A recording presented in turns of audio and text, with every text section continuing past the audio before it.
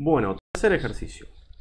Una máquina produce chapas metálicas rectangulares de ancho X y largo Y en metros. La función de densidad conjunta XY es esa función que tienen ahí. Ahora estamos viendo que X e Y son dos variables aleatorias continuas, que son el largo y el ancho de unas chapas que se van cortando y se van formando como chapas rectangulares de distintos tamaños. X e Y son dos variables continuas, entonces si yo las miro juntas al mismo tiempo forman un vector aleatorio de dos variables continuas. Entonces tiene lo que se llama la función conjunta. Vamos a hacer un repasito de acá en el búho. Esa función conjunta era la que me dice a mí, ¿se acuerdan que en continuas teníamos, no existe la función de probabilidad puntual? Existía la que me daba la densidad de probabilidad de cada punto para X, para un X. Entonces ahora, como tengo un vector XY, esa va a ser una función de dos variables, una función escalar de dos variables, que me va a dar para todos los puntos de determinado rango cuál es su densidad de probabilidad. Va a armar como una superficie, ahora lo vamos a ver. Esto que les pongo acá es la ley de cierre, digamos, si yo integro esa función conjunta para todo el rango, me tiene que dar 1. Volvamos a nuestro ejercicio. Fíjense, yo voy a graficar ahora el soporte de XY. ¿Cómo lo veo? Me dicen que X fluctúa entre 0 y 1 e Y fluctúa entre 0 y 1.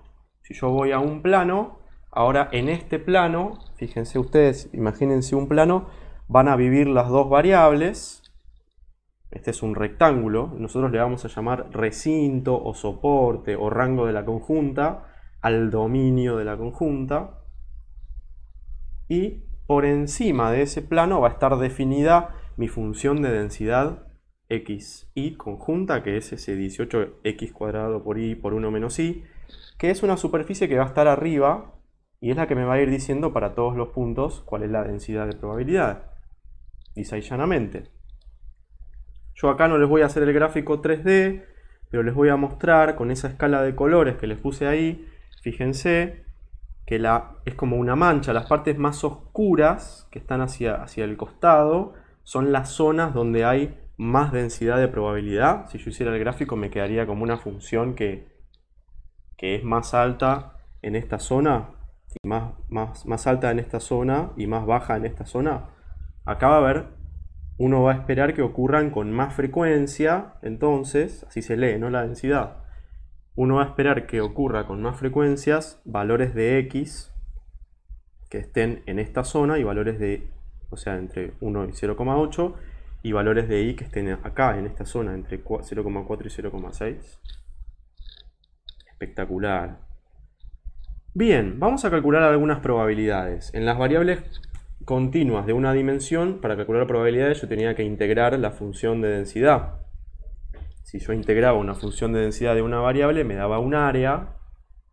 Ese área representaba la probabilidad en nuestro caso, ¿no? ¿Se acuerdan?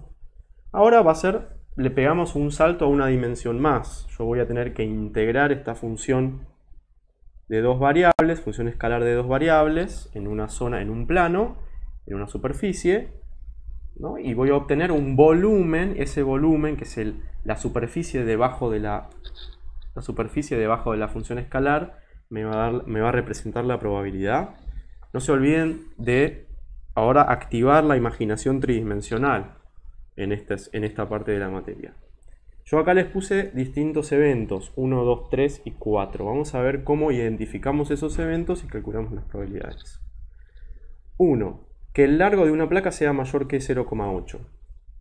El largo creo que es Y, si mal no me acuerdo. Entonces yo puedo marcar ahí, dentro del recinto, cuál es mi región favorable. Es este rectángulo que está acá. Entonces, para calcular la probabilidad de que Y sea mayor que 0,8, debería ser la integral doble de la función conjunta sobre este área de acá. Fíjense, planteamos, integramos primero respecto de Y va a ir siempre entre 0,8 y 1. Y después integramos respecto de X va a ir entre 0 y 1. Una vez que yo ya barrí en el sentido de Y, hice un barrido, después hago el barrido en el sentido de X, desde 0 hasta 1. Eso me da 0,1039. Bien. Vamos al 2. Que el largo y el ancho sean mayor que 0,8. Ahora me pone una restricción sobre el ancho, o sea, sobre x. Fíjense que me queda este cuadradito de acá. La integral va a ser muy parecida, nada más que los límites de integración de x van a estar entre 0,8 y 1 ahora. Me va a quedar esto, 0,05. Bastante. Fíjense que no dio la mitad, o sea, dio más o menos la mitad. Y esto representa muy poquito. ¿Por qué? Porque esta zona tiene mucha más densidad de probabilidad que todo esto. Bueno, punto 3. Que el área de una placa sea mayor a 0,4. ¿El área de una placa qué es? X por Y. Es el producto de X por Y. Entonces, si X por Y es mayor a 0,4, Y es mayor a 0,4 sobre X. Si yo lo tengo graficado así, puedo poner la función Y igual a 0,4 sobre X y buscar los puntos que estén por encima. Es decir, en todos estos puntos se va a cumplir que el producto de X por Y me da mayor que 0,4. Bien, ¿cómo calculamos eso? Bueno, vamos a integrar. Hacemos un barrido vertical primero. Yo lo hago primero vertical, ustedes pueden hacerlo primero horizontal, como más les guste. En ese sentido, en ese caso van a tener que invertir la función, o sea, invertir la función esta, ponerla respecto de Y. Me queda primero barrido vertical respecto de Y para cada x entre los valores de la función de la hipérbola, y el techo va a ser siempre 1. ¿Lo ven? Ojo con esto, tengan mucho cuidado, repasen integrales dobles. Es muy común que haya errores de este tipo, o sea, de poner mal los límites. Fíjense, de 0,4 sobre x a 1, y después la x va a empezar a barrer desde el 4, porque desde acá, desde el 4 para atrás no hay nada. El barrido empezó acá. Entonces desde 0,4 hasta 1 barre la x, y eso me da 0,4238. Tengan en cuenta algo que, fíjense que nos dio un número bastante grande. Eso tiene una relación con el hecho de que estamos incorporando zona de que hay mucha densidad. ¿Lo ven? Bien. Que el perímetro esté entre 0,2 y 0,6. ¿Perímetro qué es? X más Y. X más Y tiene que estar entre 0,4 y 0,6. O dicho de otra forma, Y tiene que estar entre 0,2 menos X y 0,6 menos X. Ahí les marqué las dos rectas. Identifiqué ahí la región que a mí me interesa. ¿Cómo calculamos? ¿Cómo hacemos el barrido, la integral acá? El tema es que si yo hago primero un barrido vertical, voy a tener dos integrales diferentes, porque tengo acá un límite marcado por esta función y por esta, y acá otro límite marcado por el 0 y por esta función. Fíjense, acá les pongo los dos términos. Primero, entre 0,2 menos x y 0,6 menos x, barro la y acá, y después la x entre 0 y 0,2 para este término. Y después, desde el 0 hasta 0,6 menos x, y la x entre 0,2 y 0,6. Fíjense que nos dio un valor recontra chiquitito, 0,01, porque estamos muy alejados de la zona con alta densidad de probabilidad. Espectacular. Bien. Hallar las funciones de densidad marginales. ¿Son x e y variables aleatorias independientes? Bien, marginales. Marginales, ¿se acuerdan cuando vimos las discretas? Marginal, que era sumar para los valores de la otra variable la función conjunta para apilar la información. Fíjense que ahora no vamos a sumar probabilidades porque estamos en el caso continuo, entonces tenemos que integrar densidad. Integrar la densidad con, por ejemplo, para encontrar la marginal de x, que sería apilar todo en el eje de x, tenemos que integrar la conjunta respecto de la otra variable, la vertical, ¿sí? Integro la conjunta respecto de y sobre el soporte de y. Y después la marginal de y, al revés, integro la conjunta sobre el soporte de x, sentido horizontal, para apilarla en el eje vertical. Y ahí tengo la marginal de y. Bien, vamos a ver qué nos queda. Yo estaba no en este, sino en este. Bien, Hagamos la cuenta para la x, integral entre 0 y 1. ¿Por qué? Porque la y va siempre entre 0 y 1 de la función conjunta. Me faltó el 18 acá. Pongan el 18. La cuenta está bien, digamos, da 3 por x al cuadrado. Y 3 por x al cuadrado. Y si yo la quiero dibujar, la marginal, ¿cómo es? Fíjense que tiene esa forma como de... así. Es una parábola. Que de alguna forma tiene una correlación con la densidad. Fíjense que a medida que me alejo en el eje x, va creciendo así, en forma cuadrática la densidad, y acá se ve eso. Como que lo puedo observar que hay un aumento de la densidad en el sentido de x. Bien. ¿Qué pasa con la marginal de y? Y me faltó otra vez el 18. Integral entre 0 y 1 de 18 por x al cuadrado por y por 1 menos y. Me da esto, 6 por y por 1 menos y. Siempre especifiquen, no se olviden de especificar cuando calculan una marginal o cualquier función de densidad o de probabilidad para qué valores de la variable que estoy definiendo vale distinto de 0. Fíjense el gráfico como me quedó acá de la marginal de y, que también tiene un correlato con la otra, ¿no? Porque hacia el medio apilo más densidad también. ¿Vamos bien con esto? ¿Son x e y variables aleatorias independientes? ¿Qué me dice el QO respecto de la independencia de dos variables que son continuas? Para las discretas teníamos que si se cumple que el producto de las funciones de probabilidad da la conjunta, son independientes. Y acá pasa lo mismo. Es como una idea muy parecida. Son independientes si y solo si el producto de las dos marginales me da la conjunta, o si yo tengo la conjunta la puedo separar en dos funciones de densidad marginales, como factorizarla.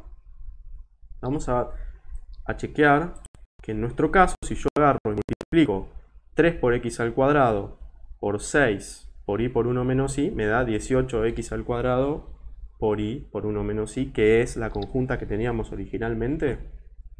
O sea que estamos mostrando que variables x e y son independientes. Y además fíjense que se puede ver que son incorrelacionadas, ¿no? Si son independientes son incorrelacionadas. No parece haber ninguna tendencia lineal acá.